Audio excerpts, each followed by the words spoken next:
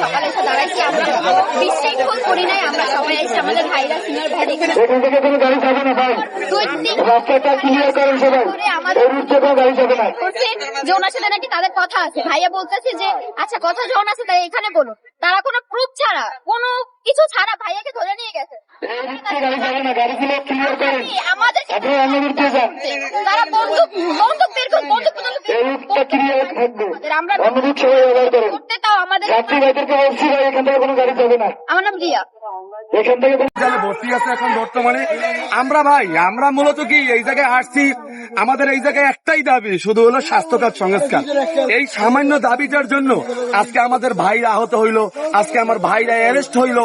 আজকে বরিশালের জনগণের কাছে আমরা প্রশ্ন যে ভাই, এই ছাত্ররা তো আপনাদের জন্যই মাঠে নামছে, এই ছাত্ররা তো আপনাদের ভালোর জন্যই এই মাঠে নামছে।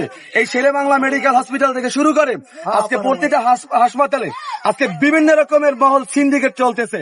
আমরা তো কোনো নার্সের বিরুদ্ধে না, আমরা কোনো ডাক্তারের বিরুদ্ধে না, আমরা তাদের পক্ষে, আমরা সিন্ডিকেটের বিরুদ্ধে, আমরা দালালদের বিরুদ্ধে।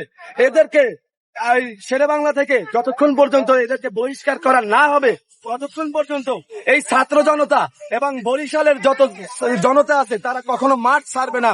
আমাদের একটাই দাবি, আমাদের দাবি হলো এই শেরে বাংলা থেকে দালাল মুক্ত করা এবং সুন্দরভাবে চিকিৎসার মান উন্নয়ন করা। এইটাই শুধু আমাদের দাবি। এইতে যদি আপনারা বিভিন্ন মব সৃষ্টি করে আমাদের উপর হামলা মামলা যা করেন, এই হামলা মামলা করে আমাদেরকে দমিয়ে রাখার ছেলে আমরা না। আমরা এই জুলাই আন্দোলন করে এই শেখ হাসিনাকে তাড়াইছি, আমরা এই যৌক্তিক দাবি আন্দোলন করতেছি। এই যৌক্তিক দাবির উপরে যারা হামলা মামলা করবেন, আমরা এই হামলা মামলা বরিশালের শিক্ষার্থীরা ভয় পায় না। আমাদের একটাই দাবি, আমাদের এই মা বোন যারা দেখতেছেন সবাই একটাই দাবি যে আমাদের এই শের বাংলা মেডিকেল হাসপাতাল সিন্ডিকেট মুক্ত হোক, দালাল মুক্ত হোক।